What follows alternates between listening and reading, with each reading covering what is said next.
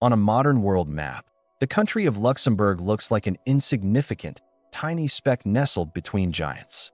But do not let its small geographic footprint fool you. This tiny European nation is officially recorded as the wealthiest country on the entire planet. Its staggering gross domestic product per capita sits well over $135,000, leaving massive global superpowers like the United States, China, and Germany lagging far behind in the economic rearview mirror. However, Luxembourg's current glittering reality hides a dark and desperate past. The nation was not born with a silver spoon.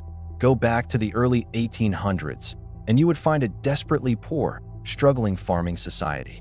The soil was brutal, crops routinely failed, and a severe potato blight plunged the population into absolute poverty. It was so intense that citizens were forced to abandon their homeland by the thousands, packing into ships to cross the Atlantic just to survive. So, how exactly did a completely bankrupt farming nation transform itself into the undisputed financial capital of the world? The secret does not lie in a stroke of luck, but in a series of 3 brilliant, highly strategic economic pivots executed over the last 150 years. The very first turning point arrived unexpectedly in the late 1800s, deep underground, when miners digging through the red soil of the southern region discovered colossally massive reserves of iron ore. There was just one massive problem with the discovered iron ore. It was highly brittle and practically useless because it contained a high concentration of destructive phosphorus. For years, it sat worthless. But in the year 1879, 2 clever British engineers invented a revolutionary chemical process to clean out the phosphorus. This single invention unlocked Luxembourg's hidden empire. By the year 1911, the government moved strategically, consolidating all its major steel factories into one massive corporate powerhouse known as Arbed. Suddenly, this tiny agricultural backwater transformed into a roaring industrial giant. They manufactured the heavy, high-grade steel beams used to build the foundational skeletons of skyscrapers all across Europe and the iconic cityscapes of North America. The government heavily taxed these massive industrial profits, reinvesting every single dollar back into building a network of modern roads, advanced public schools, and cutting-edge national infrastructure. But resting entirely on a single industry is a dangerous economic gamble. In the mid-1970s, the global steel market suffered a catastrophic crash. Demand plummeted, and Luxembourg's single source of wealth evaporated overnight, plunging the nation into an existential crisis. This wasn't just a minor dip in corporate charts. It was a devastating economic paralysis. Entire towns built around the heavy furnaces faced immediate ruin as thousands of industrial workers stood outside cold, quiet factory gates facing unexpected layoffs. The air, which had been thick with factory smoke for nearly a century, cleared overnight, leaving behind an eerie silence. Massive union strikes began to break out across the southern regions, with families demanding emergency intervention from the state. Economists globally predicted that Luxembourg would sink permanently into a ghost state, a forgotten relic of the old industrial age. But behind closed doors in the government halls, a desperate gamble was being drawn up. They knew that to survive, they had to entirely abandon the physical world of heavy metal manufacturing and step boldly into the invisible, lucrative world of international liquid capital. They completely rewrote their legal system to transform Luxembourg into an ultra-secure global financial sanctuary, establishing ironclad banking secrecy laws with virtually zero tax penalties for foreign corporate storage. By the 1980s, the newly established fund management divisions in Luxembourg City were quietly managing billions of dollars of international capital. Today, it stands proudly as the second largest investment fund center on the globe, trailing only behind the United States. As the banking sector matured, they launched their third pivot, digital technology. They spent billions constructing advanced subsea fiber cables and massive server data hubs, successfully luring global digital giants like Amazon, Skype, and PayPal to establish their European headquarters there through highly competitive corporate tax rates.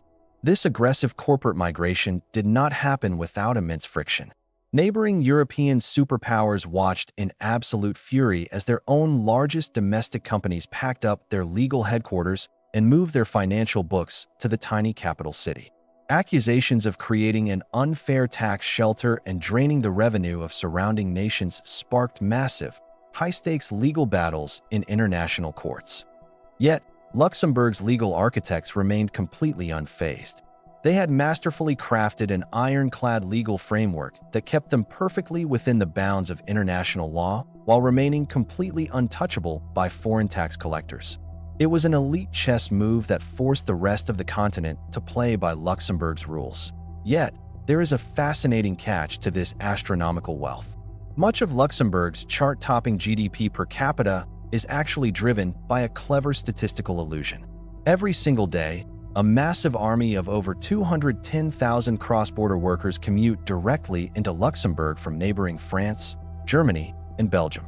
These commuters spend their days generating massive corporate revenues inside the country, but when the sun sets, they drive back across the border to their respective homes. Because GDP per capita is calculated by dividing total economic output by only the permanent resident population, the numbers on paper look artificially inflated and sky-high. This statistical distortion allows the government to swim in tax revenue, funding incredible social perks. All public trains, buses, and modern tram networks are entirely free of charge for every citizen and tourist. The working population enjoys one of the highest minimum wages in existence, substantial family cash allowances, and premium universal health care. But this wealth comes with a harsh penalty, an astronomical cost of living. The price of real estate has soared so high that purchasing a modest home or renting a basic apartment in Luxembourg City is completely out of reach for regular working-class citizens. Everyday heroes, like nurses, teachers, and police officers, are pushed completely out of the local market, forced to live in cheaper towns across the border, which creates agonizing, miles-long traffic gridlocks every single morning. The highways leading into the capital become virtual parking lots as early as 6 a.m., serving as a daily reminder of the division between where wealth is made and where it can afford to sleep.